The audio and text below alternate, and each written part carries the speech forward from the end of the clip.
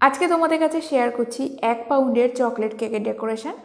আর এই কেকটা রেডি করার জন্য কতটা গানাশ লাগবে, কত প্রাইজে সেল করবে, চকলেটের টপারগুলো কি করে রেডি করবে, সমস্ত কিছু ডিটেলসের সাথে শেয়ার করছি। আই হোপ আজকের রেসিপিটি তোমাদের খুব ভালো লেগে থাকবে। ভালো লেগে থাকলে লাইক, কমেন্ট, শেয়ার, সাবস্ক্রাইব করে দিও।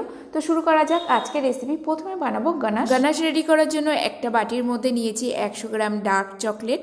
তার সাথে মিক্সড করে দেবো 4 গ্রামের মতো ডার্ক কোকো পাউডার। এরপর এর মধ্যে অ্যাড করে দেবো হুইপ ক্রিম।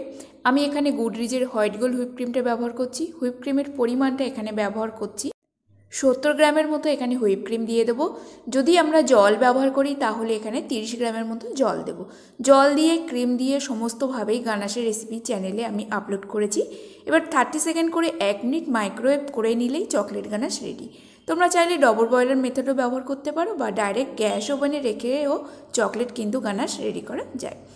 অন্যদিকে একটা বাটি নিয়েছি, তার মধ্যে হুইপ ক্রিমটা মেপে নেব। সমস্ত কিছু মেজারমেন্ট তোমাদের কাছে শেয়ার করছি। তো এখানে 210 গ্রামের মতো আমরা ক্রিম নেব।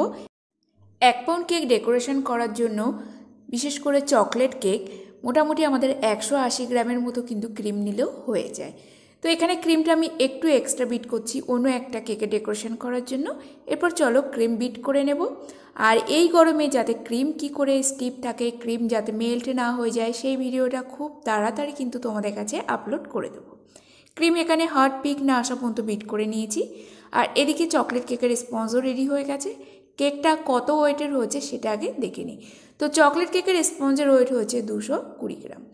কেকটাকে 3টে লেয়ারে কেটে নেব। তার আগে কেকের উপর পোর্শন বেক করার পর এরকম ধরনের একটা পাতলা লেয়ার পড়ে, এই লেয়ারটা কেটে বাদ দিয়ে দিতে হয়, এটা কিন্তু খেতে। এরপর কেকের স্পঞ্জের সাইডে 2টো মার্ক করে নেব, যেহেতু এই কেকটা থেকে আমাদের 3টে লেয়ার হবে। তা যারা বিগানার্স আছো অবশ্যই কেকের সাইডে একটা ব্রেড কাটার নাইফের সাহায্যে 2টো মার্কিং করে নেবে। আর কেকের উপরে বাঁ হাতের সাহায্যে একটু হালকা করে চাপ দেবে, দিয়ে ঘুরিয়ে ঘুরিয়ে ব্রেড কাটার নাইফের সাহায্যে কেটে নেবে। তো যখন আমরা বাঁ হাতটা দিয়ে চাপ দেবো তখনই অটোমেটিকই কিন্তু আমাদের টার্ন টেবিলটা একটু ঘুরতে থাকবে আর ব্রেড কাটার নাইফটা আস্তে আস্তে চালাতে থাকবো। এই কাজটা কিন্তু খুব তাড়াহুড়ো করলে হবে না, তাহলে কেকের লেয়ারগুলো ঠিকঠাক হবে না। কেকের লেয়ার 3টে লেয়ারে কাটা হয়ে গেছে। কেক সোকিংয়ের জন্য এখানে জল নিয়েছি। এই জলের রেসিপিটা তোমরা যদি দেখতে চাও অবশ্যই তোমাদের কাছে শেয়ার করব। এরপর টার্ন টেবিলের উপরে কেকের একটা বেস রাখলাম। কেকের কাটার পরে যে মাঝখানের বেসটা রাখে সেটাকেই প্রথমে রাখলাম। কেকের বেসটা এই জলের সাহায্যে খুব ভালো করে সোক করে নিলাম। এরপরে একটা বাটির মধ্যে কিছুটা ক্রিম নিয়ে তার মধ্যে দিয়ে দেবো চকলেট গানাশ। চকলেট গানাশ আর ক্রিমটা মিক্স করে নিলেই তৈরি হয়ে গেল চকলেট ক্রিম। তো হুইপ ক্রিম ও চকলেট গানাশ খুব একটা এখানে মিক্স করার দরকার নেই, মোটামুটি মিক্স করে নিলেই হয়ে যাবে। সোক করে রাখা কেকের উপরে দিয়ে দেবো চকলেট ক্রিম, প্যারেট নাইফের সাহায্যে ছড়িয়ে দেবো। এই কেকের যদি টেস্ট আরও বাড়তে চাই তাহলে এখানে ডার্ক চকলেট ছোটো ছোটো করে গ্রেট করে দিতে পারি বা ডার্ক চকো চিপস অ্যাড করতে পারি। তো এখানে আমি ব্যবহার করব প্রতিটা লেয়ারে 1 চামচ করে চকলেট গানাশ। চকলেট গানাশ এইভাবে যদি দিয়ে কেকের ইনসাইড ফিলিং করা হয় সেই কেকগুলো কিন্তু খেতে খুব ভালো লাগে। চকলেট গানাশ ছড়ানো হয়ে গেলে উপর থেকে দিয়ে দেবো কেকের সেকেন্ড লেয়ার। সেকেন্ড লেয়ার মানে কেকের একদম যে টপ লেয়ারটা ছিল সেটাকেই কেকের মাঝখানে দিয়ে দিলাম। আর কেকের সাইডে যে ক্রিমগুলো আছে সেগুলো একেবারেই প্যালেট নাইফের সাহায্যে টেনে নিয়েই সমান করে দেবো।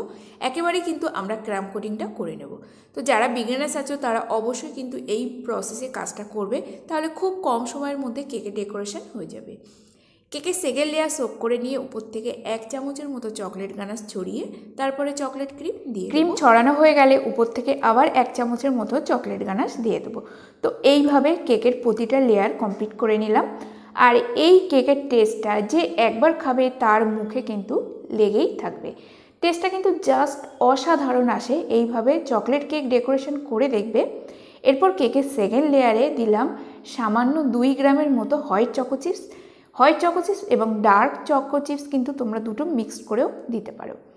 এরপর কেকের সাইড থেকে যে ক্রিমটা বেরিয়ে আছে সেটাকে টেনে দিলেই কেকের ক্রাম কোটিংয়ের কাজটা কিন্তু একেবারেই হয়ে যাচ্ছে। আর এরপরে কেকের টপ লেয়ারটা রেখে সোক করে নিলাম। টপ লেয়ার বলতে কেকের একদম নিচের যে লেয়ারটা থাকে সেটাকেই উপরে রাখলাম। সোক করে নিয়ে উপর থেকে সামান্য একটু চকলেট গানাশ ছড়িয়ে দিলাম।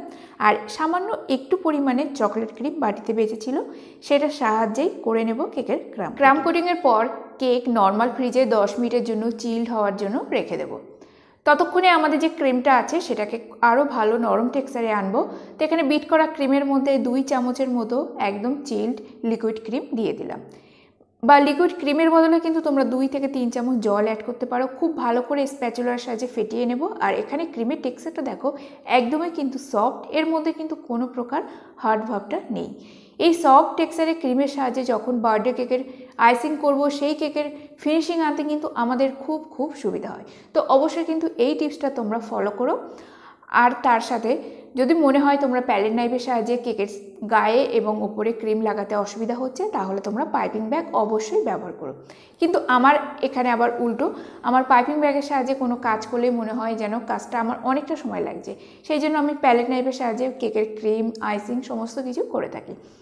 তো অল্প অল্প করে ক্রিমের সাহায্যে এখানে আইসিং করে নেব, আর তারপরে স্ক্রেপার সাহায্যে ফার্স্ট একটা ফিনিশিং দেব। তো এটা কিন্তু একদম প্রপার ফিনিশিং নয়, এইভাবে 1 থেকে 2 রাউন্ড ঘোরানোর পর তোমরা খেয়াল করে দেখবে যেখানে যেখানে ক্রিমের পরিমাণটা কম আছে সেখানে আবার ক্রিম লাগাতে হবে। তো এই প্রসেসটা 2 থেকে 3 বার কিন্তু করতে হয়। আর এই সময় কিন্তু একদমই তাড়াহুড়ো করে আস্তে আস্তে কিন্তু এখানে কেকের কাজ করব। আর স্ক্রেপের গায়ে যে ক্রিমটা লেগে থাকবে সেটাকে মুছে ক্লিয়ার করে নেব। কেকের সাইডে ফিনিশিং চলে আসলে এরপর টপ পোর্শনে যে ক্রিমটা উঠে আছে সেটাকে বাইরের দিক থেকে ভেতরের দিকে টানবো। তো টার্ন টেবিলটা ঘোরাতে থাকবো, আর কেকের প্রতিটা সাইডে বাইরের দিক থেকে ভেতরের দিক থেকে টেনে নিলেই কেকের উপরের ক্রিমটা কিন্তু উঠে আসবে। তারপর একবার একটু হালকা করে পুরো রাউন্ড ঘুরিয়ে নিলে কেকের টপ পোর্শন ক্লিয়ার হয়ে যাবে। তো top and side portion clean করতে একটু আমাদের সময় লাগে। পরে ক্রেপের গায়ে অল্প একটু ব্লু কালার নিয়েছি। তো এখানে যে কালারটা ব্যবহার করছি সেটা হলো জেল কালার। আর এইভাবে যদি কালার মিক্স করা হয় তাহলে দুটো শেডের কালার পাওয়া যায়, লাইট অ্যান্ড ডার্ক। আর স্ক্রেপারের সাহায্যে এইভাবে টেনে নিলাম, কেকের সাইডে দেখো লাইট অ্যান্ড ডার্ক শেডের কালারটা রেডি হয়ে গেল। আর সামান্য একটু ক্রিম অল্প একটু উপরের দিকে উঠে গেছে, সেটা ফাইনাল ফিনিশিং দিচ্ছি। তো প্যালেট নাইফটা বারবার করে মুছে নিচ্ছি আর বাইরের দিক থেকে ভেতর দিকে টানছি। আর এখানে একটা জিনিস খেয়াল রাখতে হবে, কেকের সাইডে যে ব্লু কালারটা সেটা যেন কেকের টপ পোর্শনে একদম ভরে না যায়, খুব সামান্য 1-2 ফোঁটা গেলেও কিন্তু কোনো এখানে অসুবিধা হবে না। এরপর কেক তুলে নেব টার্ন টেবিল থেকে 8-8 স্কোয়ার বোর্ডে। আর স্কোয়ার বোর্ডের গায়ে অল্প একটু ক্রিম লাগিয়ে নিয়েছি যাতে কেকটা অনেক দূরে ডেলিভারি গেলেও কেকটা এদিক ওদিক পড়েও যাবে না আর নড়েও যাবে না। তো যতটা গানাশ বেঁচেছিল পাইপিং ব্যাগের মধ্যে ভরে নিয়েছি। আর এখানে উপরে ইউ করে দিচ্ছি, মানে একটা ছোট ড্রপ পড়বে আর একটা বড় ড্রপ আকারে পড়বে। স্টার নজলের সাহায্যে কেকের সাইডে বর্ডারটা করে দেবো।